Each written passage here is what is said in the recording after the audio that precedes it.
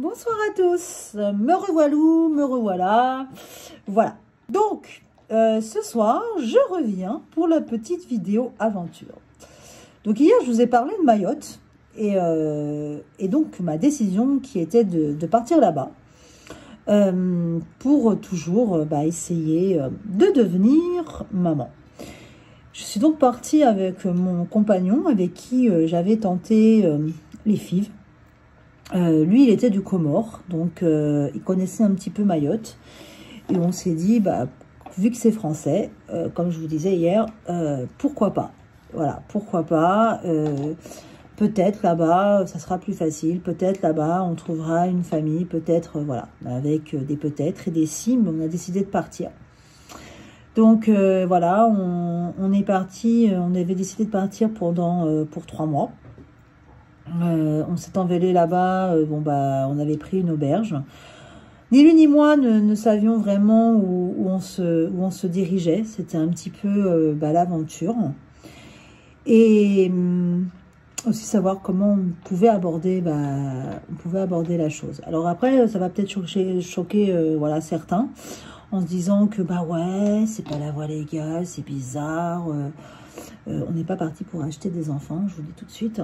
On est parti pour vraiment trouver une solution et faire peut-être une délégation parentale de façon à ce que déjà, dans un premier temps, on puisse trouver un accord et la faire tourner après en adoption. Donc, arrivé là-bas, on s'est posé nos valises et on s'est dit par où on commence. C'est petit, Mayotte, mais quand on ne connaît pas, c'est immense. On a commencé à, on voulait faire un petit peu le tour de l'île, donc on avait pris un petit taxi qui fait le tour. Et en fait, il s'est avéré qu'il nous a demandé, qu'est-ce qu'on venait faire, on était en touriste, tout ça. On a parlé, comme on peut parler dans un taxi d'ailleurs. Et mon ami, lui, il a décidé de lui dire, nous raconter un petit peu, en 2 mots, notre petite histoire et de lui dire, est-ce qu'il connaît des gens, est-ce qu'il connaîtrait des quartiers où, justement, les gens, ils abandonnent, ou, ça serait possible, ou un orphelinat, ou où est-ce qu'on pourrait aller pour justement pouvoir faire une démarche et trouver.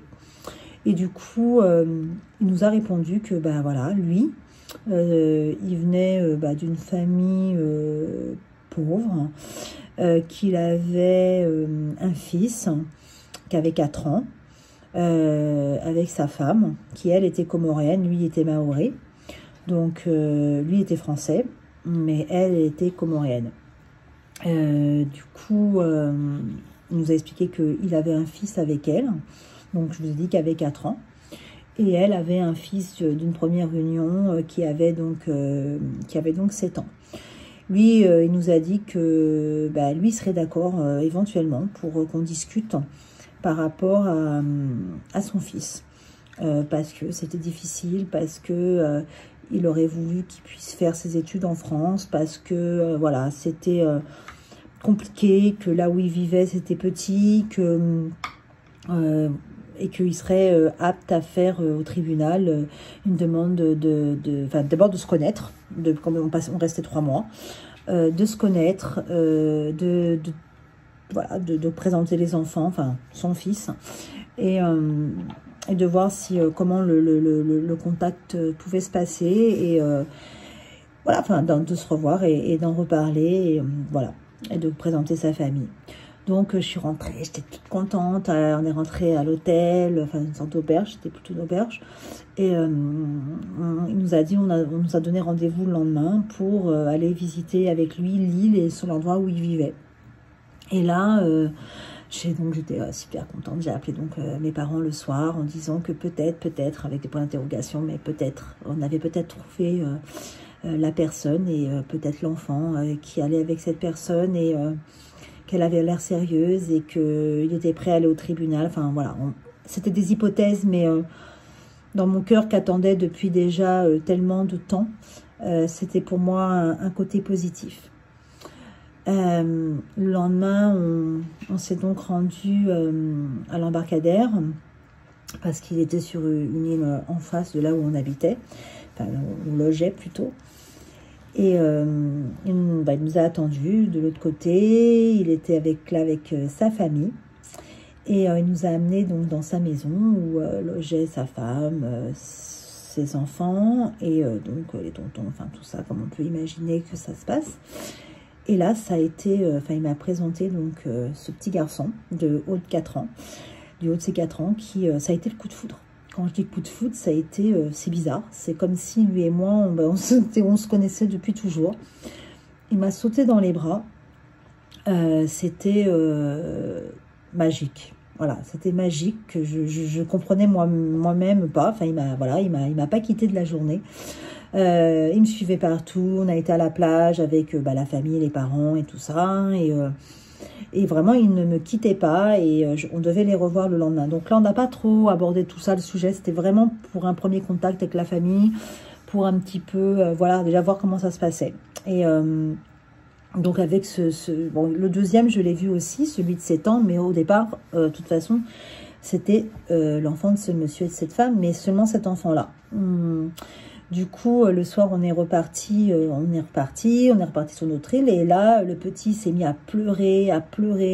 Il a dit qu'il voulait partir avec moi, et revenir que le lendemain, parce qu'on devait revenir le lendemain. Et en fait, le petit, il voulait pas me lâcher. Et c'était vraiment un déchirement, mais c'était incroyable parce qu'en fait, on se connaissait pas, quoi. C'était vraiment le coup de cœur, comme un enfant qui peut choisir dans un orphelinat et qui choisit des gens qui arrivent comme ça. Et on ne sait pas pourquoi cet enfant, il vient vers vous et il vous a choisi et vous l'avez choisi. Chose que je ne reconnaîtrai pas après, d'ailleurs. Et c'est étrange, la vie, parce que on en reviendra dessus. Je ne vais pas vous en dire trop pour l'instant. Donc, je suis rentrée, le cœur, pleine de joie de nouveau. J'étais, déjà dans toute la perspective de ce qui allait se suivre. Et j'avais déjà hâte d'être au lendemain pour pouvoir, enfin, retrouver ce petit garçon. Et me dire que peut-être que il deviendra le mien, par délégation et puis ensuite par adoption. Le lendemain, on s'est de nouveau rendu dans cette famille. Et là, on avait décidé donc de parler avec la maman, etc. Sauf que le père nous a annoncé que sa femme avait quelque chose à nous dire. Et j'ai craint un petit peu le pire. Et elle nous a dit que elle ne serait d'accord que si son fils à elle et pas à lui, son fils aîné partait également, donc avait 7 ans, parce qu'elle ne voulait pas séparer les enfants. Et même si c'était pas, donc elle m'a raconté que le papa de cet enfant-là, il ne l'avait pas reconnu. Que c'était un ivrogne, que de toute façon il s'en était jamais occupé, que il y a plein de choses, et que il n'en avait pas, donc il ne l'avait jamais vu, en gros c'était ça. Et donc elle, ses conditions, c'était que ok, on fait la délégation pour le petit, mais on fait aussi la délégation pour le grand, parce qu'il était hors de question qu'elle sépare les 2 enfants. Donc là, il a fallu avoir une réflexion, parce que je n'étais pas partie au départ, vu ma situation, tout ça. Je m'étais dit que c'était un enfant et que, mais après, se posait l'interrogation. Il fallait que je réfléchisse moi aussi de mon côté. Le petit, plutôt le grand, il avait une réserve, c'est sûr, hein, il avait vécu plus avec sa maman. Et puis, j'avais une sensation qui protégeait sa mère énormément. Mais c'est pareil. On était très très soudés, on était très proches, les deux enfants et moi et mon compagnon, on était très proches, mais on sentait que le plus petit était vraiment prêt, lui déjà, on le sentait pas heureux dans cette famille, dans cette maison là. Et on a décidé que les enfants viendraient passer un week-end avec nous. Voilà, donc le temps passait, je vous épargne les détails, hein, on s'est fréquenté pendant un petit moment. Et au bout d'un temps, donc elle a dit, il serait peut-être bien de voir comment ça se passe quand les enfants sont avec nous un week-end. Donc ils savaient bien sûr où on habitait, etc. Et on a dit, bon, pourquoi pas, on voit ce que ça va donner et comment les enfants vont vivre le fait d'être avec nous un week-end et de commencer un petit peu à leur parler, de voir comment ils vivraient s'ils devaient partir en France, etc., comment ça se passerait. Bien sûr, je sais que de là où vous êtes, vous vous dites, mais ça va pas, mais c'est quoi ces gens, c'est quoi ces gens qui donnent leurs enfants comme ça, en sachant qu'il y a quand même beaucoup de gens dans certains pays, que ce soit même aux Antilles, qui peuvent donner à une tante, à un oncle, qui peuvent, voilà. Bien sûr, on n'était pas tout ça. Mais je pense qu'il y avait une confiance, enfin je peux pas vous expliquer, c'était passé vraiment... je vous dis, c'était comme un coup de foudre, quoi, entre eux, entre leur famille et nous. Et du coup, voilà, après, je sais que pour certains, comme je disais, ça va paraître complètement dingue, qu'on puisse faire des choses comme ça, ou que même moi, de dire, mais c'est quoi, voilà, mais quand on ne peut pas avoir d'enfants, on est prêt à tout, et on est même prêt à imaginer des choses qui peut-être ne seront pas faisables, ou voilà, même si on comptait, je vous dis encore... faire devant un tribunal et que c'était convenu de toute façon comme ça. On avait 3 mois sur place, on avait le temps de faire ce qu'on devait faire, sachant qu'ils étaient français et que donc de ce fait, une délégation suffisait et c'était beaucoup plus simple. Donc les enfants sont venus passer un week-end avec nous et c'était vraiment voilà le rêve. On a passé un week-end de folie, on a été se balader, on est parti à la mer, on a fait la piscine, voilà, on a parlé un peu aux enfants. Donc j'ai pu m'apercevoir que le grand, il avait une grosse inquiétude du fait de pouvoir peut-être laisser sa maman. Il n'arrêtait pas de répéter qu'il avait peur, que voilà... parce qu'apparemment le papa était pas forcément très gentil, enfin le papa donc du plus petit, et qu'il avait peur pour sa maman, etc., que qui est-ce qui la protégerait s'il n'était pas là, donc des interrogations se sont quand même mises pour moi, en me disant, je sens qu'il y a une crainte, et puis c'est bizarre, pourquoi le père comme ci, comme ça, et tout ça. Et par contre, le petit, pareil, je me disais, mais pourquoi il est tellement, à cet âge-là, envie de partir si il était heureux dans sa famille, des interrogations que je ne m'étais pas posées jusqu'à là, en fait, et me sont venues à moi. Et je m'étais dit, je vais parler aux parents, parce qu'il faut que je parle cette fois. Il faut que je parle aux parents, il faut que j'en vienne à avoir une discussion avec eux, que pourquoi avec la maman déjà, comprendre pourquoi le petit avait si peur, et aussi parler un peu avec le papa et un petit peu mieux le cerner.